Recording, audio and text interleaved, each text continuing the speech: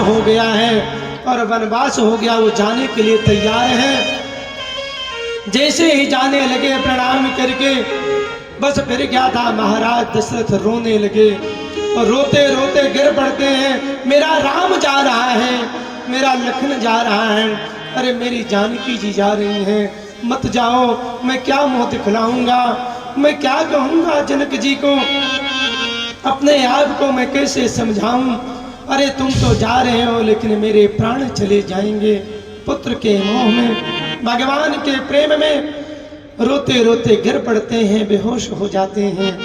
और उधर राम जी जब निकलते हैं तो पूरी अयोध्या प्रजा खड़ी हो जाती है और कहती है कि हम राम को नहीं जाने देंगे, राम को नहीं जाने देंगे, हम राजा दशरथ का विद्रोह कर देंगे।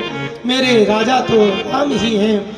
लेकिन फिर भी राम जी ने उनको सबको समझाया कि देखो 14 वर्ष की बात है और जो स्नेह आपने मुझे किया है वही स्नेह महाराज को करना। महाराज जी भगते हुए आते हैं, कहते हैं राम मैं यहाँ नहीं रहूँगा, मैं भी तुम्हारे साथ चलूँगा, तुम्हारे साथ मैं 14 वर्ष बिता लूँगा। भगवान राम ने कहा कि पिता महाराज आप जो है ये आपने ही बतलाया है और शास्त्रों का भी ये कथन है, राजा जो होता है वो प्रजा की धरोहर होती है। आप प्रजा की धरोहर हैं, आप मेरे साथ नहीं जा सकते हैं, क्योंकि आप चले गए तो ये प्रजा अनाथ हो जाएगी, इसलिए आप मेरे साथ हैं। और पिता महाराज थोड़े समय की बात है, मैं जाऊंगा और जल्दी से वापस आ जाऊंगा। अनेकों तरह से समझाया, लेकिन महाराज दशरथ रोते रोते रोते रोते बेहोश हो जाते हैं। आज उनके पुत्र राम लक्ष्मण और जानकी तीनों जा रहे हैं।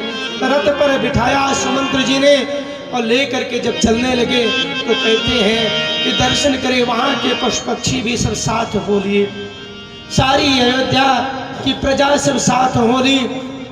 घोड़े तो आगे बढ़ ही नहीं रहे हैं, बड़े मुश्किल में उनको बढ़ाया। पूरी प्रजा राम के वियोग में सब रोते हुए जा रहे हैं, मेरा राम जा रहा है, मेरा राम जा रहा है।